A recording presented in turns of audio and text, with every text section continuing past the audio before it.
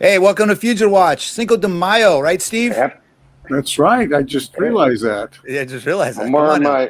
wearing my Mexican shirt. There you with go. My, Your Gulf of Mexico shirt, right? There you go. I'm, What are you I'm, wearing? represent, All I'm right. representing. Here we start off right with a bang. Hey, guys. Mark Viva Hinch, la huelga. Mark Hinch, Scott Castrita, Steve Verdeen, all retired police officers.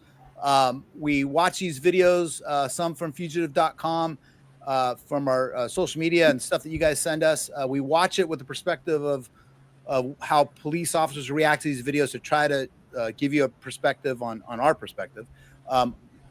Scott and Steve may have seen some of these videos before. Anything that we're showing you today, I have not seen yet. When I watch it, I'm watching it live with you guys, so you're getting my honest reaction.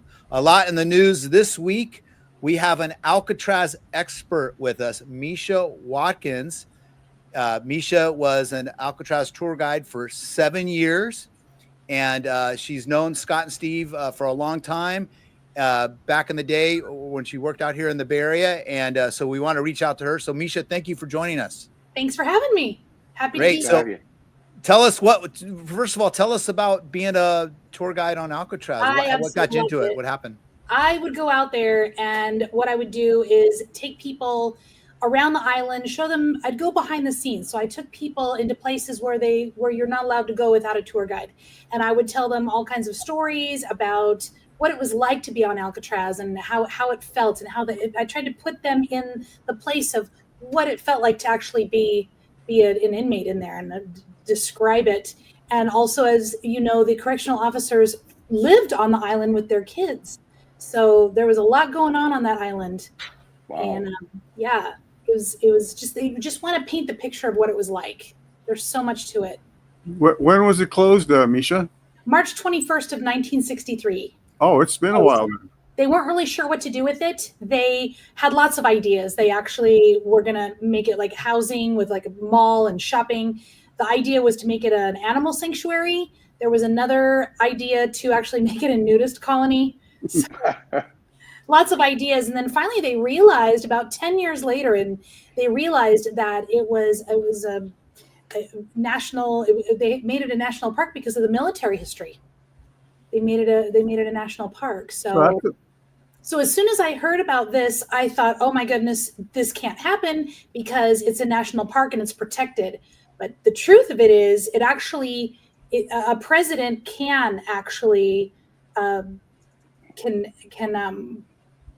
it would take an act of Congress. Yeah, it would take an act of Congress. He's also the Pope now, or in the running. So maybe he just does one of these and he can make it happen. Apparently, I saw an image. It must be real. So they closed it the year Scott was born, man. That's a long time. Oh, is that nice? Yeah. You were what, graduating college? The last Castrito was paroled from Alcatraz and they closed it. Right. Yeah. Well, So, I mean, how many inmates could they actually hold the size wise? Well, I guess what did they do back in the day? How many inmates did they hold back then? The most would be 336. Is the most that they could hold. Let me set something up here. So Donald Trump came out the other day, kind of blindsided, usually how it is. Love him or hate him, comes out with this. We're going to reopen Alcatraz and we're going to put the hardest criminals there. Man, it sounds something right out of a movie. It sounds something very, to me, it sounds very superficial. Just a statement made to screw up the news cycle. Now here we are talking about it. All the news is talking about it all weekend long. I think he fell asleep with Amazon Prime or Netflix on. Saw The Rock. The Rock was great. Thank God it wasn't that Alien movie where they have the prison in space. So we would be doing that. Misha, what we want to talk to you about is your opinion. And again, we're keeping politics, we're going to keep it down the middle here. Okay. So what would it take to, I guess, how many people would the whole thing have to be rebuilt? Would it have to be a major renovation? Or is there power? Is there water, fresh water? Is there sewers? Is there tunnels? I don't know. What would it take? Yeah, there are tunnels. Before that, Misha, is the existing facility, is it protected like a historical landmark or anything? Well, I mean, would it be a sacrilegious to tear it down? I feel so. I feel so because it's very special to me. I love I just toured there. The cell house has its own hospital. It has a dental. It has the kitchen area and the mess hall and the gun galleries and the administration up front. So It's a lot of history, huh? There's a ton of history. And so to answer the question, the building is actually crumbling. They've done a lot to kind of shore the building up and to fortify it so that it can last for a very long time so people can tour it. But the building is crumbling. You spoke to the sewer system. There was no sewer system. The cell house toilets actually flushed into the bay. Oh my God. Yes, the building. Yeah, the building was completed in 1912, the same year that Alcatraz, Titanic sank. The same year that Titanic sank is the year that the cell house was completed. So it's very old. Water, there is no fresh water. The fresh water has to be brought out and put in the water tower. So the cost of having inmates out there would be more than just putting them up in a hotel in San Francisco. And I know that it just, money cost wise, I don't think that it really makes a lot of sense. And it would be a crushing to tear the cell house down just because it just has so much history. But the image, I mean, we got the Death Star right here in the middle of San Francisco with our hardest and ruthless criminals are there back on the rock. Well, maybe people would buy tickets to drive out there and see that. I don't know. And I have to tell you, Mark, you know, I worked in a facility before, and there's a lot of logistics to running a jail or a prison. I mean, everything from how many loaves of bread you have to order a day to medical facilities. I mean, you don't need bread, man. They're hardened prisoners. All they need is bread and water. So yeah, that's all they get. A lot of logistics. No conjugal visits, nothing like that. And my point, Mark, is that it's difficult enough and quite an operation to logistically supply a jail or prison on land, let alone everything has to be shipped to that island. Everything, every loaf of bread, Misha, every cup of water. When those buildings you're saying are falling apart, what's some of the reasons why the buildings are crumbling? So the concrete was actually mixed with the salt water. Back when it was made, they mixed it with the salt water, and it's just crumbling. The buildings are crumbling. Oh, because of I guess the salt dissolves and then yes, structure doesn't. I mean, I've been underneath the cell house, and the pipes are, you know, just there's just these big holes. They're just crumbling. You can just touch them and you just. I can imagine the salt water it corrodes everything. Everything. Right? It compromises the integrity of everything. They could build it all stainless steel, made in America. No, we can make it all. Guys, everything. He wanted made of gold. Okay. So what he's looking for, it's just. I think I'm going to say this. I think, like Steve said, he fell asleep with the rock on. And then the next day he's just talking. It comes in his head and he just says it. I just think, I don't think there was any plan. Crosses his vision. I just think he said it.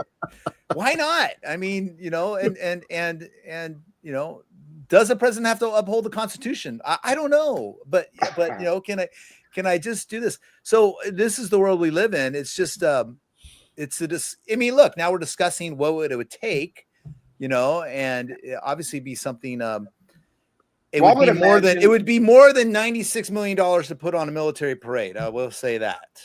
So how many boats a day you think are going out there touring? One starting at 9 a.m. every 30 minutes till 4.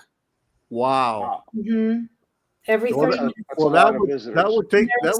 that would be quite a hit on the tourism income for San Francisco, wouldn't it, Misha? Yeah, there's 350 to 400 people per boat. Steve, those are- no and one those cares are- about San. No one outside of California cares about San. And those are Francisco. Come on, tourists. bro. Those are tourists that are visiting the restaurants, Oh, buying souvenirs. Well, you know, that's- Raise your hand if you've toured it. Have you toured it? Steve? Alcatraz? Have you toured it? Well, we know you have, but Mark has. I have not. So I went there with Misha, my kid on a field trip. yeah. So I swam. I did one of those swimming with sharks where they made us jump off the boats right off the island, because I was told that it was illegal to depart the island via water. Is that true? Okay. Yes. Okay. So I'm sorry, it's illegal to do what now? so you cannot technically legally swim from, like, walk off No. the island into the water and swim. No, only Alcatraz cruises can actually dock on the island. You Okay. can be next to it and jump off the boat. That's what we did. Yeah, Yeah. that's the swimming thing was called Swimming with the Sharks. They do it every May, and you did swim not know from that. Alcatraz to Aquatic Park, and I made it. I actually made it. So yeah, there's just so much to think about, and I don't know. I just I think it's just this thing that you throw it up there to. I said it, and Acreage here we go. wise, how big? I mean, if I know that if it only housed 300, but what if they build a taller prison? They'd have to Huh? crush the one that's there, which would be really sad. Okay, here we go. We got Frank. Our boy Frank's back. A new Trump hotel. We can put the Trump hotel on it like that. And then you got Eastside Tony's. Eastside Tony's on today. Hey, Tony. Remember, folks, half the show is Eastside Tony's show. So That's right. That's so right. here we go. But yeah, new Trump hotel. What do you think, Misha? Yeah. Yeah, I don't know. I really want them to leave Alcatraz alone. Right. It's just very special to me. I love the island. But, What, again, I'm not sure if you answered my question, Misha, or I may have missed it. Is it a historical landmark? Is it protected in any way? The citadel, which is underneath, that's military. The dungeon underneath the cell house, which remains, that is historical. The cell house, I don't believe, because it was built in 1912. But the rest of the island is protected. But again, But what is it? What's the official title right now? Is it a national park? Is it it is a national park then, huh? Yes, So at the beginning, she mentioned that originally she thought it couldn't be done, but apparently what she's telling us is that a president can yes, make that change. We A can president has the authority to make that change. Is that what you yes, said? we can remove the national park status, but it would involve Congress, so it would be easier to just build somewhere else, I feel. I mean, It's you look not at prisons like Pelican Bay, right? Steve, Mhm. Scott, Misha. I mean, that place is solid and no one wants to go there. And they Well, they send said- the worst I of the think worst there, you know. San Quentin's built on like 400 acres, and it holds like 3,000 prisoners on 400 acres. And I know that Right. island ain't no 400 acres. Yeah. But what are some of the famous people that have actually been held on that island? Well, we know Al Capone. Everyone. Okay. That's one of the number one questions that I got was, which cell is Al Capone's?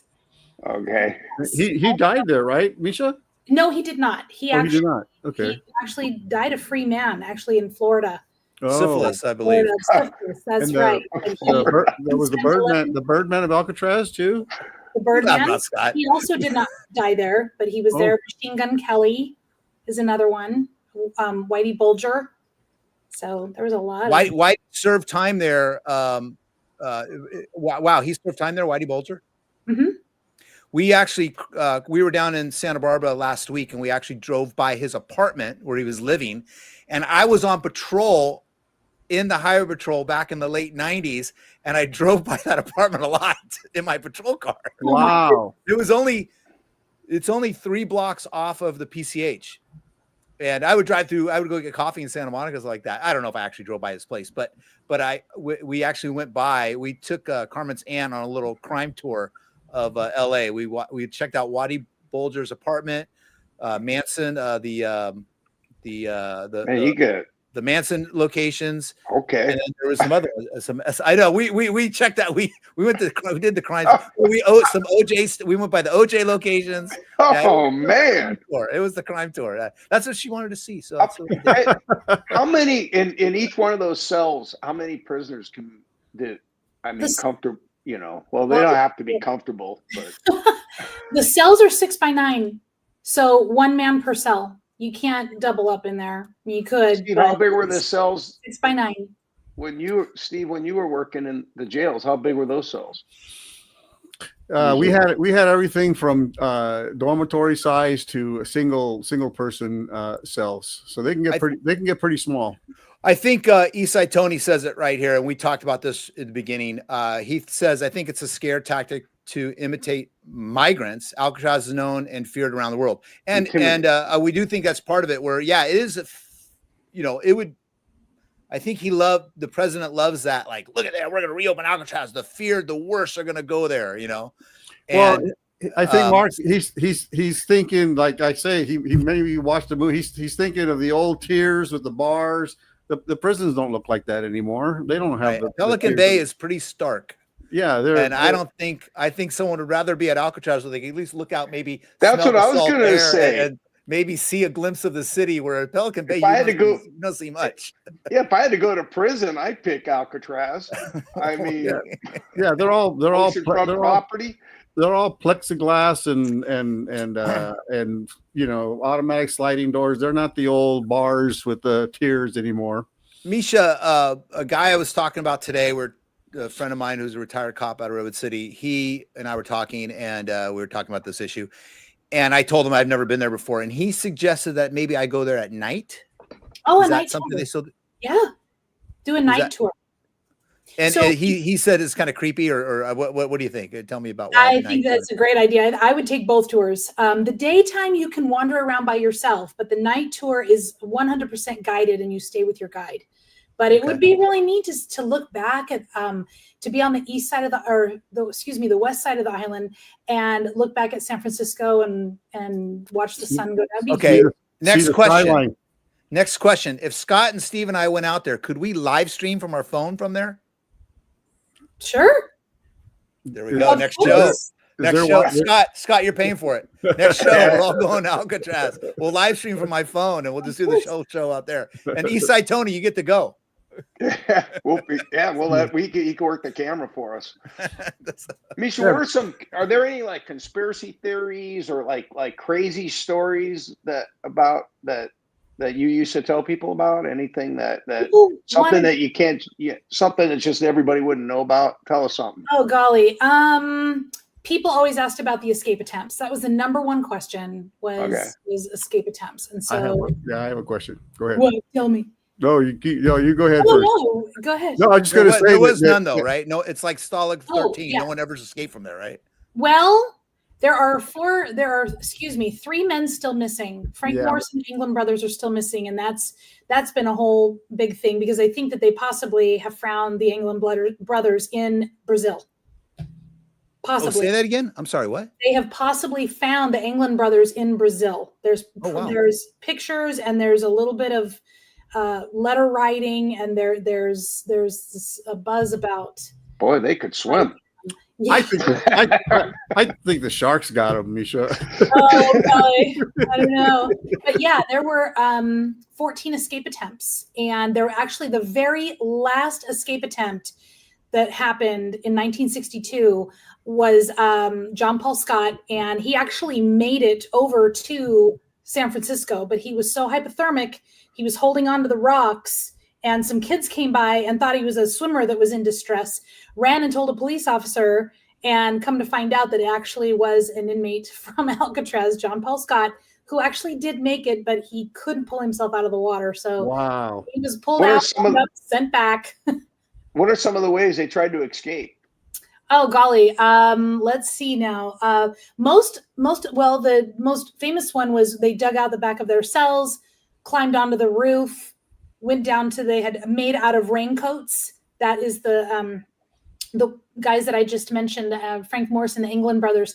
They actually fashioned flotation devices out of raincoats. I think I saw a documentary about that. Yeah. And then the most clever one was Joe Giles. I think his name was Joe Giles. And he worked in the laundry.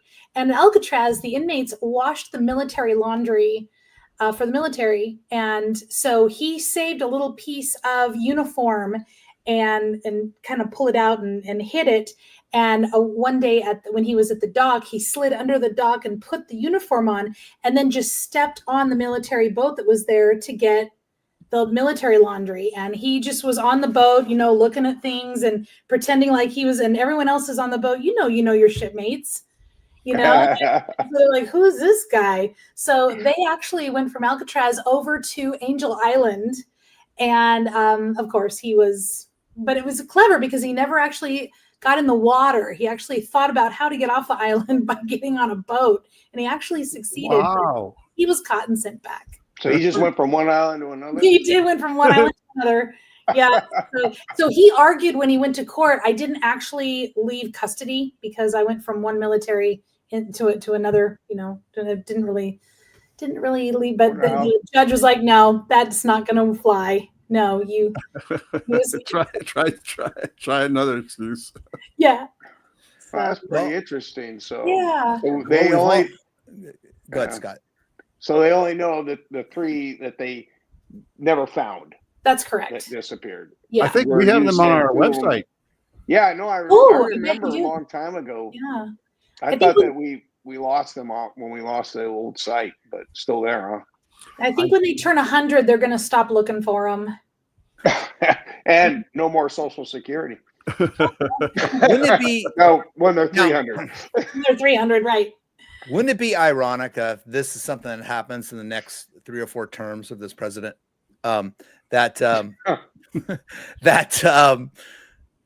And then it becomes a prison again. That some of the people that are totally advocating for this type of stuff end up as inmates there later on down the road. That's all I'm just saying. I mean, we definitely need more prisons. There's no doubt we need more prisons. Yeah, I agree. We got a lot of empty desert, that I agree. I agree. We still have to ship water, but anyway. Wow. Well, I thank you very much, Misha. Appreciate it. You're so welcome. You're so welcome. Thanks for having me. Thank you so much. Appreciate it. And next time, we'll see where this goes. Yeah, right. Stay tuned. And how can customers of your business reach you, Misha? Well, it's MishaWatkinsMassage.com. I'm in the Treasure Valley, Boise, Meridian area. Mm-hmm. So yes, I can be found at MishaWatkinsMassage.com.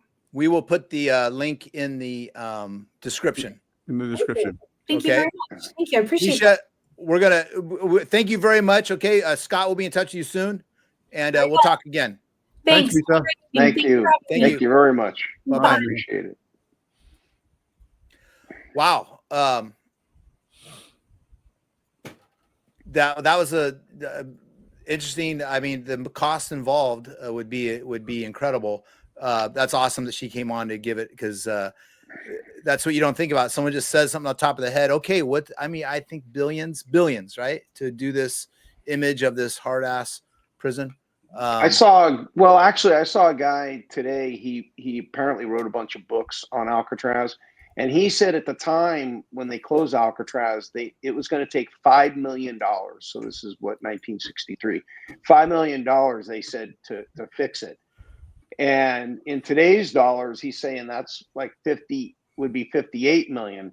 But that's just to fix it. That doesn't count all of the to bring it up to code. Like, you can't just be pooping in the ocean anymore. We got rules against that. You need a sewage treatment plant. Yeah, they'd have to there'd be so much involved, and it's only, I believe, 22 acres. How big is a golf course? Yeah, it's not that big, Scott. They could find a golf course or something like. It's for a vanity project. That's all it is. Let's go ahead. As you guys are talking, I'm setting up the shots for the next segment here. Now, how did you say it, Scott, before? A shameless window dressing. I don't know. I have a feeling that it's going to be a big uphill battle. That wouldn't be worth the taxpayers' dollars. everything that's going to get caught up in court. They're going to be fighting. I mean, not to mention, you got to look at if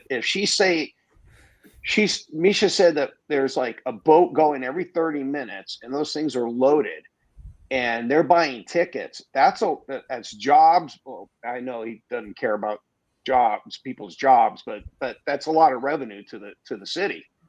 And and people actually go there. It's a big tourist thing. So I don't know. It's a very big draw, a very big tourist draw. Okay, well, let's move on. And remember, we're going to go over some stories that have been posted to fugitive.com, and we're going to go over some of the videos here. Now, remember, I said in the beginning, you're watching our reactions. So as police officers, you're going to get our reactions. Again, I personally haven't watched any of these. I purposely don't watch them. Scott and Steve obviously have curated these, so they probably one or both have watched these videos. So we're going to watch. We're going to start off in our own Morgan Hill. I'm from Morgan Hill. I have a PI business here in Morgan Hill. And we had our own shooting at the Safeway. And Scott, I got the video that you put up on YouTube. And the shorter version, yeah. I have a 4-minute version here. Yeah. You know, walk us through it? Yeah. Okay, so here we go. Well, you guys hear the audio? Here, hang on a second. Let me set you up. Drop it. Hey, you're gonna get tagged. Drop You're it. gonna get tagged. Get him, Eddie. All right, you got something you want to say? Can you hear the audio on that first of all? I can. So basically, they got a call of a guy walking around the store with a knife. And at the beginning, the officers get there, they get a description, they kind of get an idea who this guy is. And then this guy actually goes up, I guess, and whacks one of the employees, possibly stabs him. That's what they think they're going into. Once they get in there, that's when they meet up with this guy, and he's like chasing around the Tasmanian devil. Let's walk. I'll put the audio down a little bit so you can talk over it. Yeah, let it go ahead. It's self-explanatory. Let's watch what's going on. Again, I've not seen this, and I was in this Safeway today. This is some Walking Dead stuff here. Failure to listen to my commands will result in force or deadly force using He hit one of the employees back here, Sergeant Silva. Did he stab you or did he hit you? Did he stab you or hit you? Drop the weapon. Yeah, he stabbed him that way.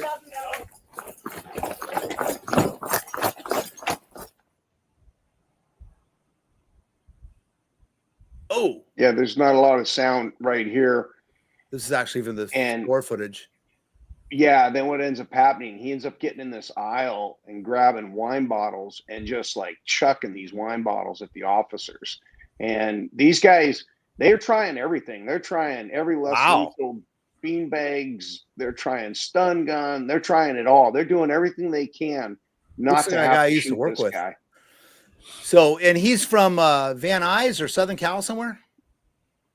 That I'm not sure of. I looked him up. It looked like he was from Southern Cal. So did they?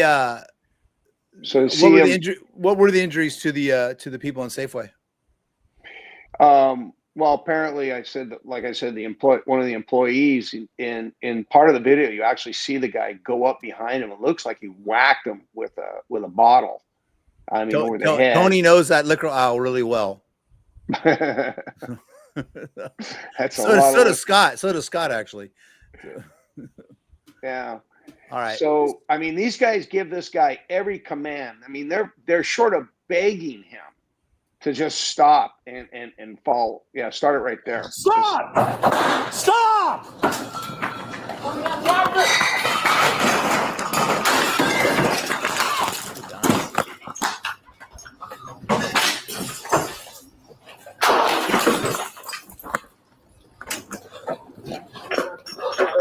Shots fired. Wow. Morgan Hill. These officers do a great job. They do a great job. You know, they are under such scrutiny the way they have to handle this stuff, and they're expected to take on so many roles. Yeah. And this is What are you doing? Oh, here it goes. Right here, it gets intense. What are you doing?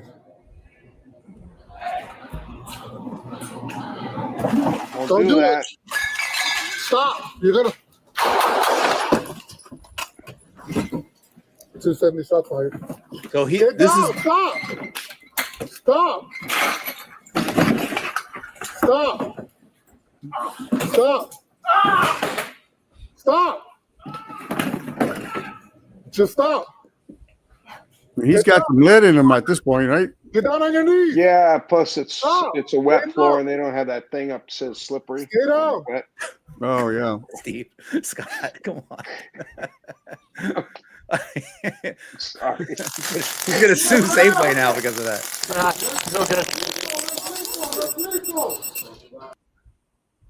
What I really like about this video is it really shows how people are always like, why didn't they tase him? Why didn't they shoot him with beanbag? Why didn't they, and here's a guy, they tased him, they shot him, and look at him. Thank God he doesn't die from what is it, excited delirium, because then all these officers would be in trouble. And I'm sorry, the audio's a little loud there. Say that again. I said, thank God the guy doesn't die from excited delirium, from having drugs in his system or something, because then they'd say that why are there so many officers holding him? Why are they all leaning on him? Oh, they would have drugged him through a grand jury and just made their lives miserable. Now, I had a couple of people, if you notice, I've seen this a lot. I can remember other cops in the mid 2000s doing this. If you notice, that one officer has pink handcuffs. Yes. And that's I know they sell them that way, or you could paint them that way. And that is a way to make sure you get your handcuffs back. There you go. Right there, you can see your handcuff. I remember there was an officer in Oakland PD back around 2010. And the first time I saw those on a guy, it was pink handcuffs. And I thought it was great. Some guys go like, what the hell? And I go, whatever, dude, relax. But first of all, the prisoners a lot of times don't like the fact that they're in pink handcuffs, which is hilarious. But the officers do it as a way to make sure they get their handcuffs back, because we've all been there. We're like, are these mine? Are these yours? And then you have to check serial numbers, or, sometimes it doesn't really matter. But some guys, like my first set, were actually engraved with my name on them and stuff like that. But look at how much this guy is still fighting after he's been tased. I think they hit him with the beanbag gun, and he's been shot. And he is not quitting. He's going down swinging, huh? Do you guys know if there's any sort of toxicology report or anything been released yet on this? No, I haven't seen anything. Okay. I haven't seen any follow-up from Morgan Hill on it all. All I know is that I think that the one big takeaway from this that I hope when people watch it is they see everything these officers went through to do. I mean, they gave every command. They tried everything, and they were begging him to stop. And the fact that he didn't, and understanding that less lethal does not always work. And if somebody's charging you and they have a knife, and I'll tell you what, that's not the time to shoot the guy with a taser, except for the way they had it. They had somebody on taser, somebody on beanbag, they had somebody on gun covering them if none of that stuff worked. I think they did a great job. Impressive. Okay, so we're gonna move on to Inglewood, California, and maybe Steve, maybe you could tell us, just give us the 10-second setup on this one here. This was a very strange case, Mark. This poor victim here is the guy in the plaid. He's going to work. He's as a landscaper, and that's he's the gate to his driveway to his home, and he's just closing the gate. You see his pickup truck parked out there, and he's closing the gate so he can go to work. And this guy in a green hoodie attacks him, and he doesn't know the guy, and the guy's yelling racial slurs at him as he attacks him. Let's take a look at it. Savagely assaulted outside his Inglewood home in what police are calling a targeted, hate-fueled assault. The victim, who is Hispanic, was taunted with racial slurs during the assault, which left him bloodied and shaken. Carlos Salcedo is live in Inglewood with more on the disturbing attack. Carlos. Michael Scherer, good evening. Now, this attack happened 2 weeks ago, but the victim is still recovering. He says he was leaving for work when a man approached him, started punching him repeatedly, calling him racial slurs. Tonight, police here in Inglewood, they're investigating this incident as a possible hate crime. All my face, it was a lot of blood, and all my face, everything, and my eye was completely closed. Javier Ibarra recounts the horrifying attack that left him bloodied and bruised, his face so badly smashed, we had to edit this image. Surveillance video shows as the 41-year-old Inglewood resident was assaulted outside his home in the 200 block of West Hyde Park Boulevard.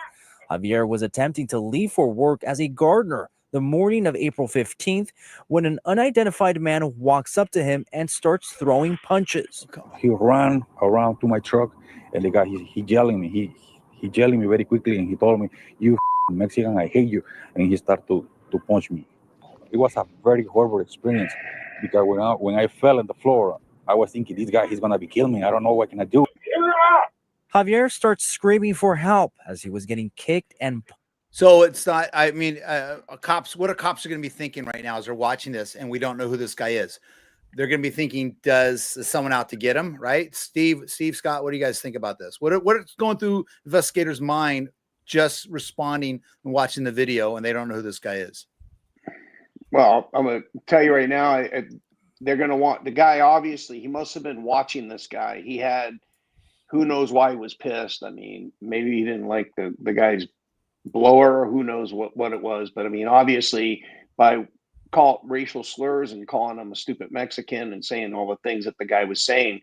I mean, but this guy, he was relentless with the punch. So I guess my point is, yeah, so that's the first thing. He's claiming that it was a racial incident, so it's going to be a hate crime, right? Now, I'm not saying this is the case here, but let's think of all the things the detective might think about. Okay, what's going on in the victim's life that may cause someone to want to do this to him outside of just some random guy walking by and he goes after some dude because he's Mexican, right? There could be a relationship issue. There could be a money issue. It could be a fight that happened somewhere 2 months ago somewhere, right? I'm trying to think of all the things the cops are going to be asking questions about and digging into everyone's background here. I could tell you what, I had to hide a lot of the comments that were made. I couldn't believe the hatred that were just in the comments. It was crazy. Yeah. Welcome to those. Those idiots are all over the place. We know. Yeah, and the people were actually trying to say that this wasn't even real. It was all set up to make who look bad. I don't know who. But they said it was too convenient. How did it get videotaped? I'm like, I don't know. It's just some of the stupidity. Obviously, this guy's a straight up victim, and obviously this guy has a problem with Hispanics, and he made that pretty clear. But this guy didn't care about being filmed. I mean, look at him. He's hooded up. He knows nobody's going to see him. Yeah. So, and I'm sorry, Steve. Do we have any follow up on what's happening here? Or only that the police department released that photo of the suspect, the alleged suspect's vehicle, and are asking for help to get him identified. They at this point they had no leads as to who the suspect was. And that's that green. Was that a Honda, Toyota there? I can't tell what it is, Mark. It looks like it might be a Honda. Yeah, looks like a Honda Civic. Yeah. All right. So if anyone out there can help out with this, obviously you can contact Scott or Steve at tips@fugitive.com. Fugitive.com. We got the number on the bottom there. Steve, real quick, any fugitive information? How do they get a hold of us? If you recognize any of the fugitives on any of our platforms, you can send us a tip at tips@fugitive.com. That's TIPS@fugitive.com, or you can call our hotline 1-800-9-CAUGHT. Okay. All right. Eastside Tony says that's a Chevy Malibu. Oh, okay. Is it really? I should know this. Yeah, I couldn't. Yeah. I'm not good. You're the car guy. I've never been good at identifying cars. Could be, yeah. Could be like a late 2000s Chevy Malibu. Let's see. All right, let me discuss amongst yourselves as I queue up the next one here. Yeah, this is an ongoing problem across the country, guys. Where Asian people have been attacked just for being Asian, or people who wear like Sikhs or people of South Asian descent have been attacked just because of their ethnicity. This is a growing problem. Right. So, hey, Steve, He said Honda Civic. No wonder cops can't catch guys. That's me. Oh, okay. I have never been good at identifying. So, real quick, Steve, we talked about this. We're out doing the drive arounds, and I'm starting to do these live drive around videos and stuff. And like, if you go to LA or if you go to Sacramento, you can hear the police scanners. They're still public.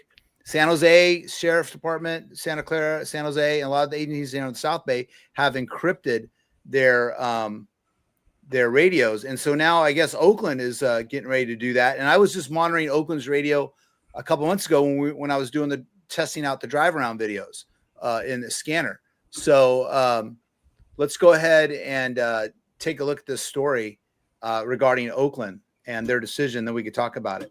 Okay. Radio, but instead the police scanner is music to my ears. But because of a statewide memo, more departments, including now Oakland, are choosing to keep their chats secret. Oakland police radios are set to go dark for the public this year, becoming the latest agency in California to cut off access. Many other agencies like San Jose and San Francisco Police and the Santa Clara Sheriff's Office have long gone silent. Providing too much when we shouldn't, and I can't harp enough, this comes down to officer safety. Oakland Police Lieutenant Tim Dolan is vice president of the police union. We've had numerous people that we've caught for various crimes that have the downloaded app on your phone that you can listen to our patrol channels. The decision would make it difficult for the media to monitor police activity. At KTVU, we've been able to bring viewers exclusive video and information about breaking incidents.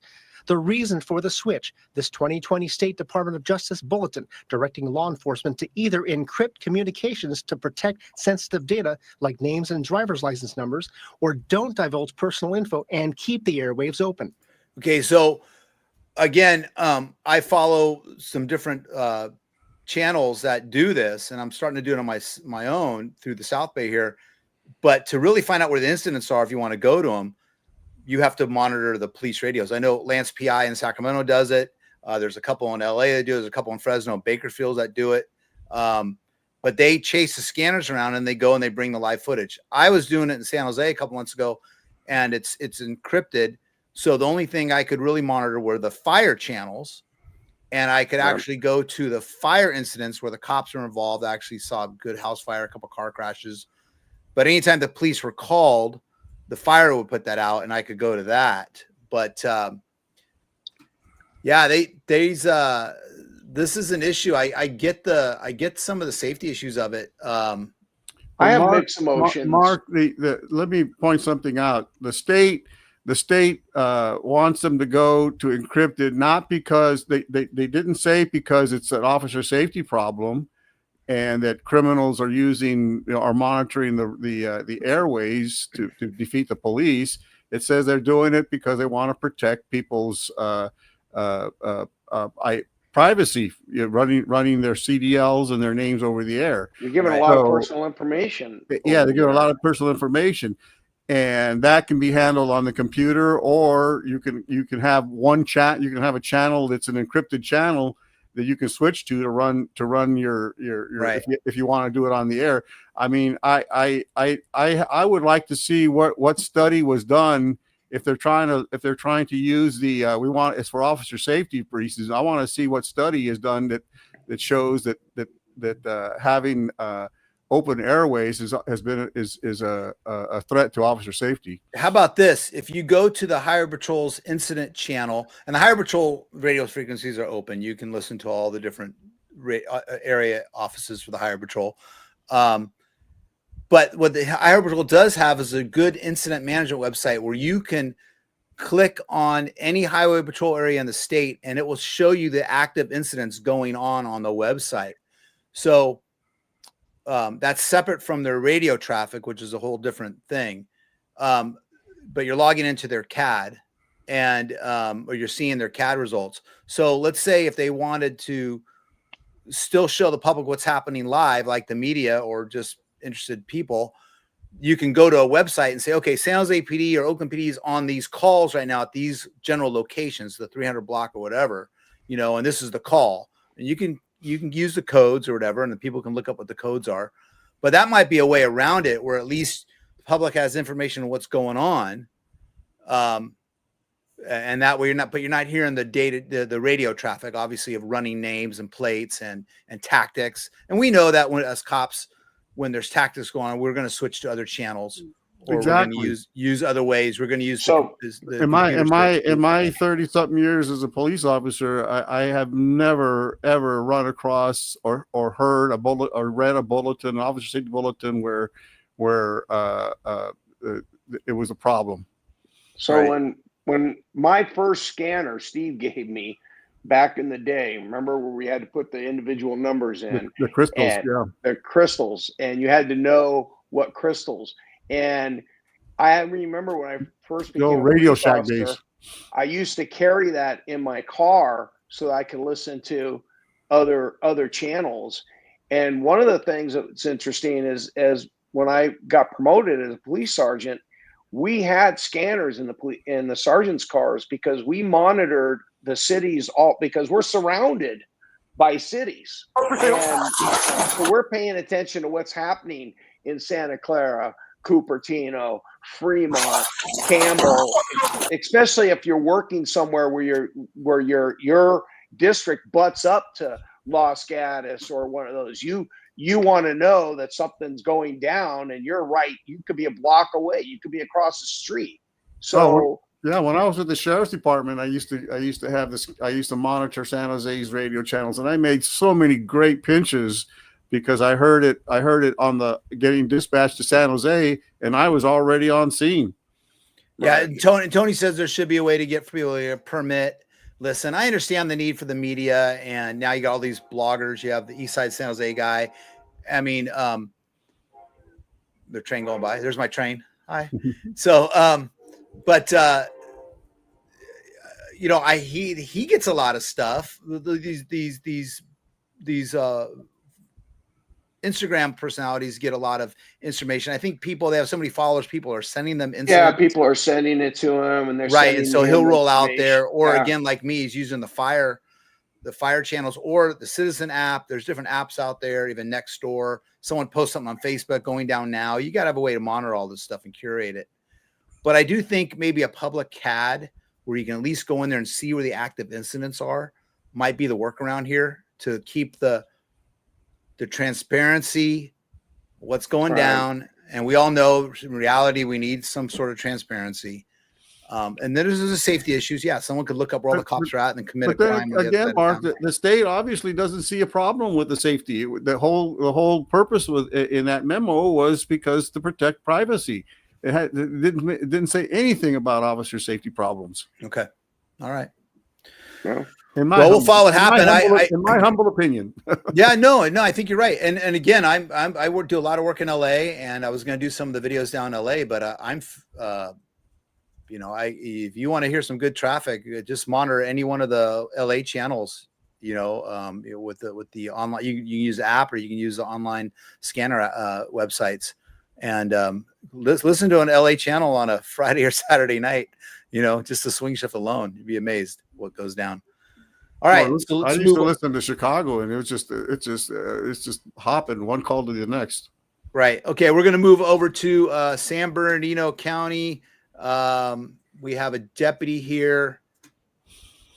Deputy struck by gunfire several times, and his training kept him alive. Scott, you got a 31-second video here. Let's watch it, and then you can tell us what happened. I haven't seen this, so let's see.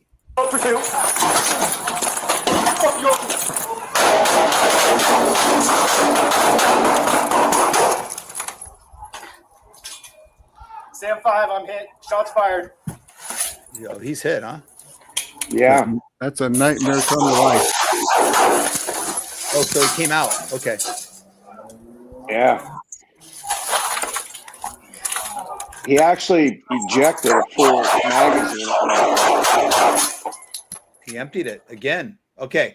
I'm going to turn this volume down. Scott, what did we just see here? Yeah, well, he was trying to make contact with this guy. I guess it was causing trouble here. And then he noticed the guy turned and had a gun. And it's really hard to see that, in this video, but we know that is what happened.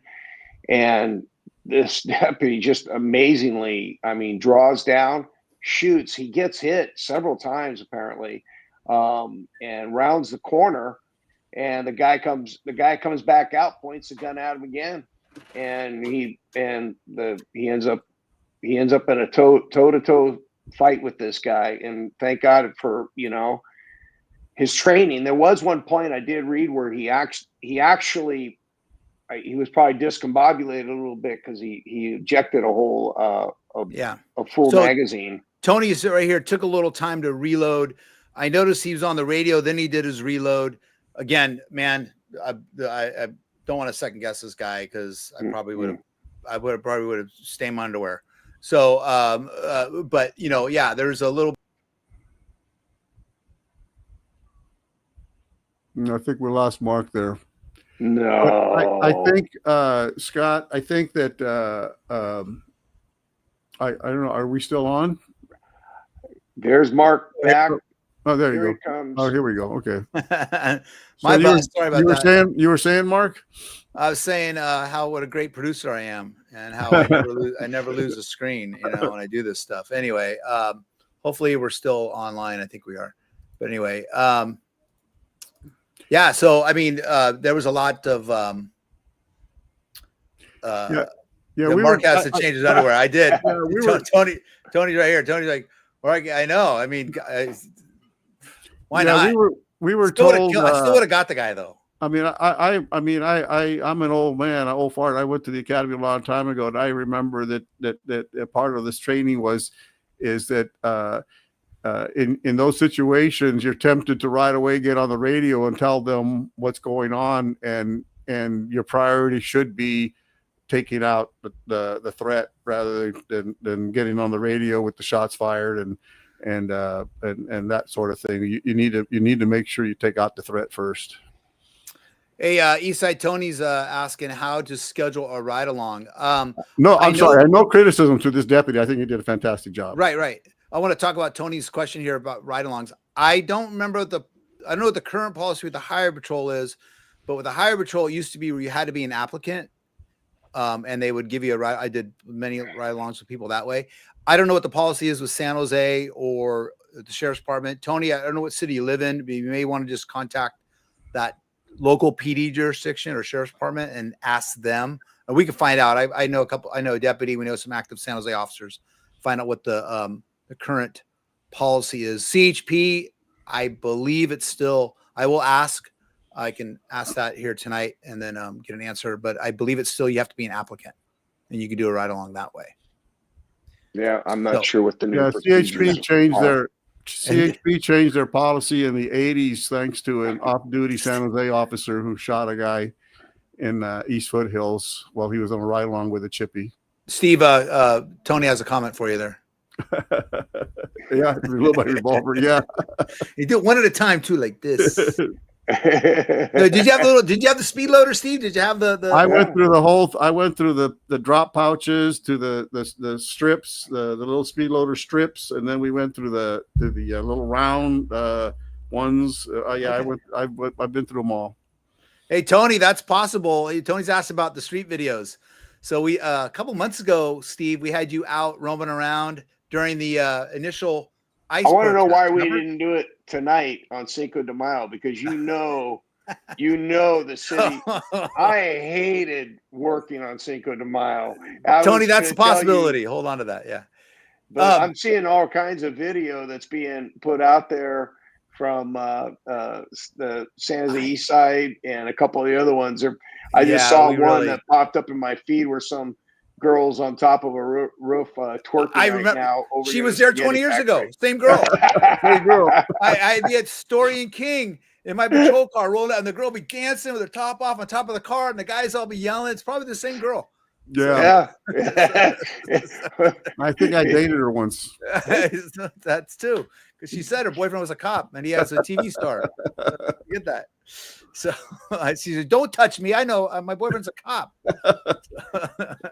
Oh yeah, the traffic at King and Story right now can. Oh God, I remember having to deal with that stuff. We would come in on Cinco de Mayo, and we would start practicing weeks ahead of time, riot control, and they can't. And the worst thing is they cancel all days off, and if it fell on a weekend, you couldn't get a Friday, Saturday, Sunday off to save you. I mean, you had to be dying to get. You couldn't even call in sick. You better show up to work. But those were the days where we would get almost a 500,000, 500,000 people in town. Yeah, those were some. They used to call it Cinco de Mayo. Those were some massive crowds back then. Yeah, most of them came from Modesto. I was when I did the ride along, the test one. I actually went out to Story and King, Steve. I remember, and went into the market area there, and those little clubs in there, those little clubs right there were pumping on a Saturday night, a Friday night, a couple months ago, versus the stuff downtown, which was packed, but that East Side stuff still had some stuff going on there. Yeah. So, and the better food over there too. So, all right, let's watch a couple more here, and then I'm going to kind of pick and choose here. We got the Alcatraz stuff. Let's watch. There's a fatal shooting here in out in New York, Syracuse. It looks like. Do you guys remember this one, or what's going on? Yeah, that's a real sad case. Yeah, I couldn't even edit this one. I watched part of it. I had a hard time. I couldn't even finish watching it. Do we not want to watch it, or what? I don't know. This is pretty intense. Is this one with the kid screaming and then the guy got shot? I don't know. I didn't even, to be honest with you, I had it all set up, ready to go, and I was going to post it. And I go, it was just too disturbing. I couldn't even watch it. And I decided I didn't end up posting it. See, that's why I didn't. I mean, it's fine on our website, but I decided I wasn't. Well, I'll tell you what, go to fugitive.com, check out the story. I'll put the link of the story on there because, we got to be careful what we put on YouTube. But it was terrible. It was just terrible. And listen to that poor kid screaming and crying. And then the officer had to take the guy's life right there in front of the kid. And I was like, I couldn't watch it. Wow. Okay, sorry guys. So Tony was 13 years old, chilling 7-Eleven. Man, I've been to that 7-Eleven. Which one? Which one? On King Road. Oh, okay. Yeah. I was probably the one FIing you, Tony. I'm trying to find the actual link to it so I can put it on here because but the screens get messed up. All right. Let's do this one. The biggest problem was the city was just not prepared for those massive crowds back then. They just overwhelmed us. The city didn't realize that they were going to have such a massive turnout back in those days, where they would get 500,000 people show up. Same thing happened to Gilroy with the garlic festivals when it first started. They weren't prepared for the massive crowds. They didn't expect that massive crowd. And I was there I was there the day of that shooting, and that was I had just left. We've told that story before. Okay, let's go back. Something happened a couple weeks ago. I'm a big Weezer fan, and all I can say is say it ain't so. Okay, say it ain't so. See how I did that? And let's watch this video of regarding the Weezer shooting. Unfolded between the wife of Weezer bassist Scott Schreiner and the LAPD earlier this month. The LAPD has now released body cam and home security video they say shows Jillian Schreiner shooting at LAPD and CHP officers. And KCAL News political reporter Tom Wade is here to show us the video. Tom, he spoke with the use of force analyst. Right, and he says based on what he's seeing in the video, I mean, more could come out, he sees that officers really did what they were supposed to do in this situation. And we'll have more on that in just a few moments here. The LAPD says the body cam and security camera videos clearly show how this unfolded. They say the clips clearly show officers shouting out commands to Jillian Schreiner, which they say she ignored. It all ends in gunfire. This was the terrifying moment gunfire exploded during the confrontation between LAPD officers, the CHP, and Jillian Schreiner, wife of Weezer bass player Scott Schreiner. Schreiner was hit in the shoulder but survived. Questions have been swirling about how this all happened since the shooting incident unfolded in Eagle Rock back on April 8th.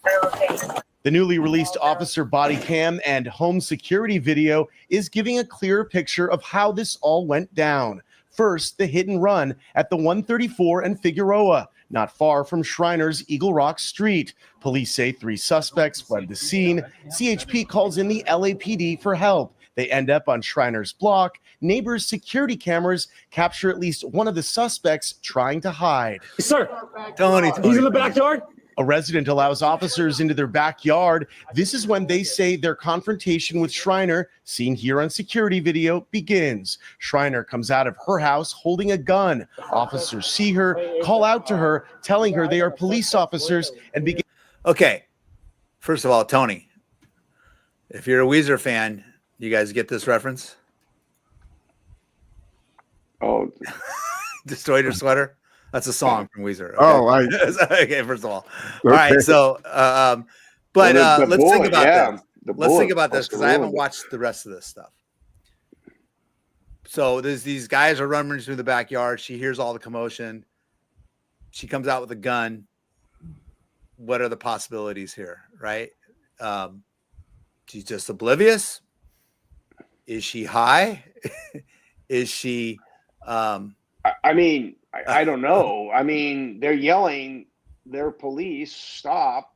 I don't know what her end game was there, unless, like you said, maybe she was in there enjoying a cocktail or two. Maybe she just wasn't in her right mind. I don't know. Yeah, okay, let's watch the rest of it. Okay. Begin shouting at her to drop the gun. Put the gun down! Put it down! Put it down on the ground! Put it down on the ground! Could I help call for a 450 female with a gun? Do not! Man, put the gun down! Put the gun down! Put the gun down! CHP and LAPD continue their calls for Shriner to lower her weapon. They say she refused and say she shot at them and they returned fire. They say this security camera shows Shriner shooting at them. Shriner goes inside and calls 911. I had my gun. Okay. And he said, put down that gun, put down that gun. I said, put down your gun. Oh, and then she shot me. About an hour later, Shriner comes out. Yeah, no. I'm sorry. At this point, I'm going to say no. I think she deserves some prison time. Well, yeah, I mean, she attempted to murder police officers, and they clearly told them who they were, and she's telling them she's not putting her gun down. Yeah, I'm gonna be. Look, at some point, this is someone who I don't know their background, but I'm gonna just say they're in their own world so much that they just, you're not gonna tell me what to do, and they're not understanding. I mean, yeah, I guess the issue is going to be how did she know that they were cops, right? All that's going to come out in any sort of trial that comes up, right? I mean, what's the defense, Steve, going to be here? Oh, I don't know. Maybe I thought they were burglars. Maybe burglars usually tell you put your gun down. This is the police. Well, first of all, she had the ability to go back inside. She had the ability. She could have gone back in her house if she thought that she was being threatened. When they're telling you she obviously could see that they have guns because she's telling them to put their effing guns down. So if they're not shooting her, why not just retreat back into your home and call 911? But she chose to shoot at them. That's the part that really, it's okay. She's lucky. She's alive. I don't know how she survived that. And officers arrest her. Shriner was taken to the hospital and charged with attempted murder. She's been released on bond. Shriner is married to Weezer's longtime bass player, Scott Shriner. She's also the author of the best-selling memoir, Some Girls, My Life in a Harem. Inside Edition interviewed Shriner back in 2010. Many circumstances aligned, and I wound up in a harem when I was 18 years old. As for why Shriner didn't comply with officers' commands and allegedly shot at police, it's unclear. But for retired Pomona Police Sergeant Patrick O'Malley, now a use of force analyst, officers' actions appeared justified. it probably never would have ended in gunfire, even if she lifted the gun another time, because you can hear one of them say that she already lifted it once. But when she racks it and then fires around, I mean, that's the end of the story. The officers are taught, deadly force, return with deadly force, and that's what they did. My own experience working in LA, and I actually like LA a lot. I like working down there. I love living down there, and I had really fun time being a police officer down there. But my own experience is it's a different attitude. It's a different, especially in that celebrity culture, it's a different outlook on the world. But yeah. So, I don't know. I can't. Some people let money or celebrity go to their head, Yeah. Yeah, no kidding, huh? But my reaction to that video is those officers, I mean, based on what the information we have, what we've seen here, they were completely justified in what they did. If anything, they put themselves in a their officer safety wise, because they let her raise her gun to them, and when they rack it. Let her rack it. Yeah. Okay, let's just. I understand the officer safety issue. Let's think about people are going to take this like if she was black or if she was Hispanic, and I was thinking the same thing. Yeah, they're going to go with that. Remember, it's that case of the lady with the vegetable peeler machete, right? The older cop says, "Well, if it was me, I probably would have. Hey, calm down." The younger cop takes a shot, right? Every case is going to be this. Do the officers feel threatened, right? It really is. We've all had guns pulled on us. Most of us didn't shoot, for whatever reason. And a lot of times or even a knife or something like that. A lot of times it's because, did we really feel like we were in danger, or is this something we could talk our way around? Well, Steve did a few times because he shot right? in a few shootings. Yeah, and we've been there where we're like, okay, let's just see. And we're looking around. Is anyone being hurt, or we be hurt?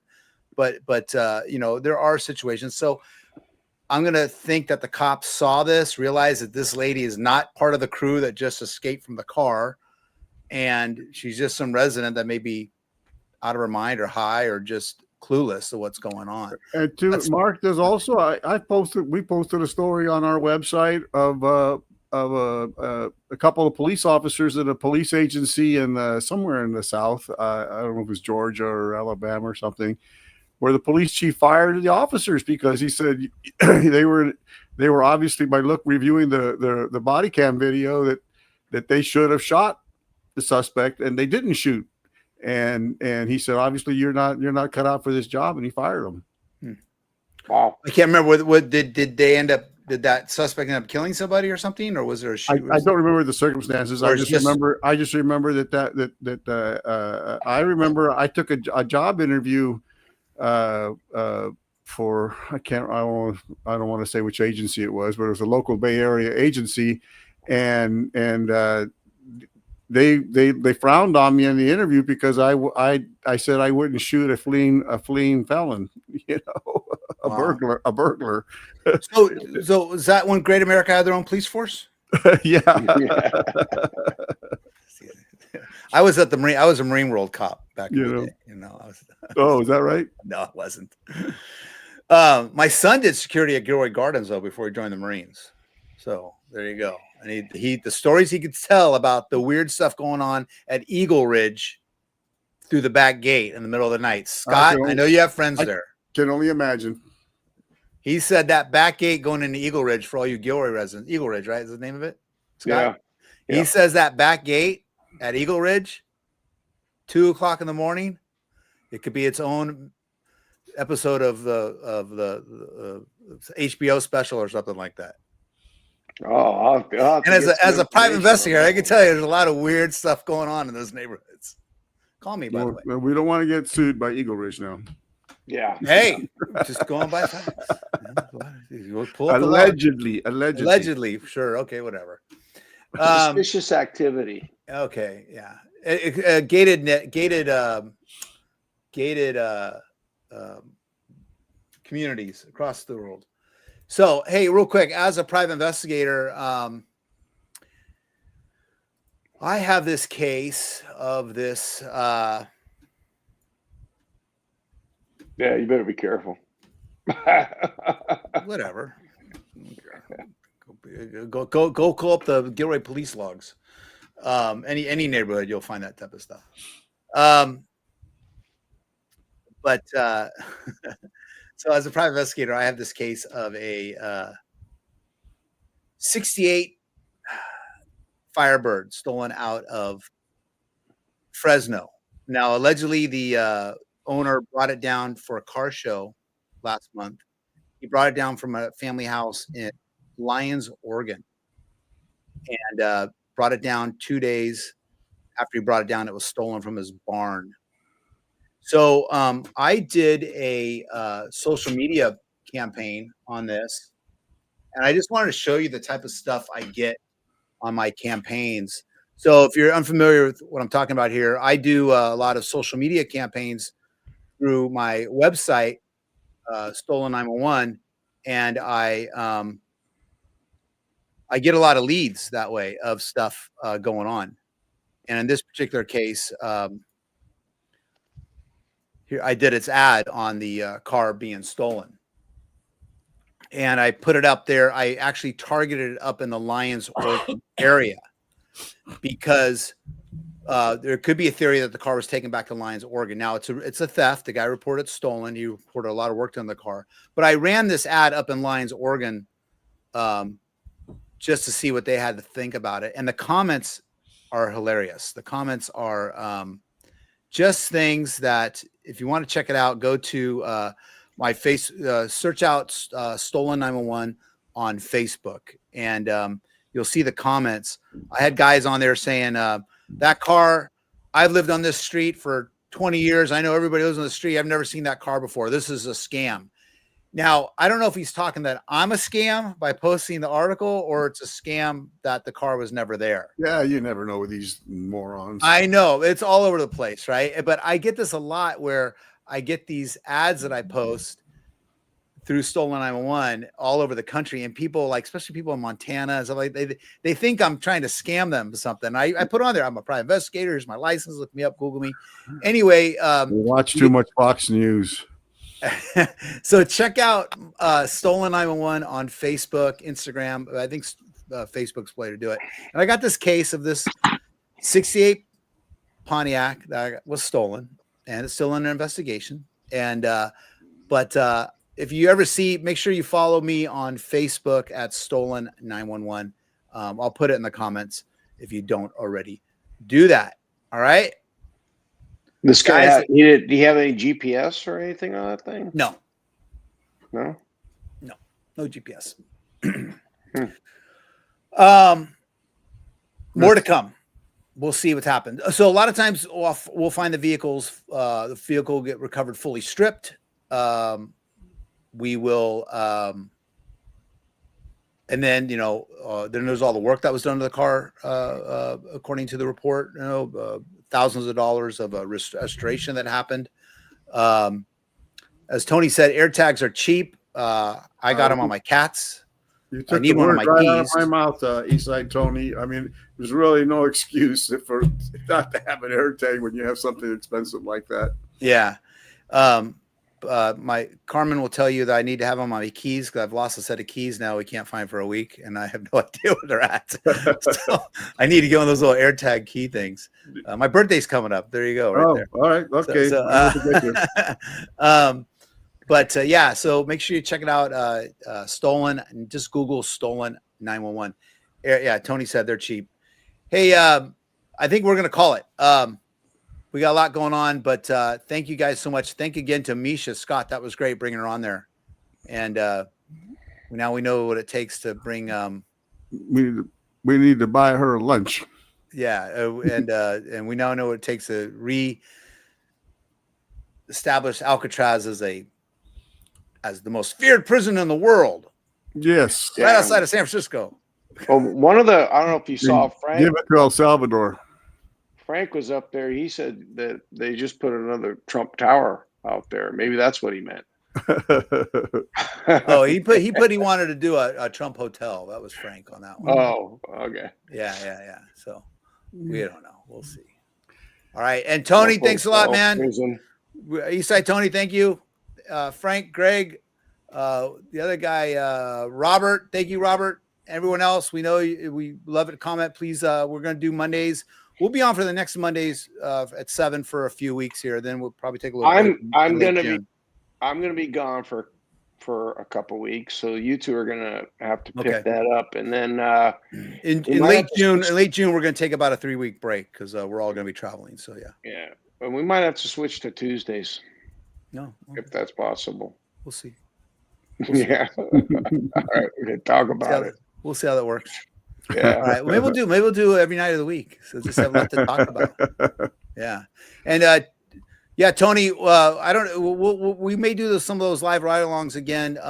But Tony, here's your mission for us. Find us a bar we can do a live stream in. That one Steve won't get in trouble at. We got a lot of good stories that we didn't get to, Mark. And so if you go to our website at fugitive.com and go to our Instagram, and you can see some very dramatic videos, especially the one that we were talking about earlier with the Syracuse that happened in Syracuse with the New York State troopers and the sheriff's deputies. It's very, very disturbing. You don't just be advised. And everyone is to be considered innocent unless proven guilty in a court of law. And if you recognize any of these fugitives, law enforcement says do not make any attempt to arrest, apprehend, or detain them. They may be considered extremely dangerous by law enforcement. Even if you live at Eagle Ridge. So, and we still have time. There's still time to get your drink on. For Cinco de Mayo. There's still time. Steve's going to take his flag in the background there and walk out into San Jose and go see his old girlfriend on top of that car. She's probably there right now. Yeah. All right, guys. Tony, Okay, Frank, Mark. thanks a lot. Appreciate it. And we'll see you guys next week. And find us at fugitive.com. Bye. Bye-bye. Okay. Thank you, Carmen. Bye-bye.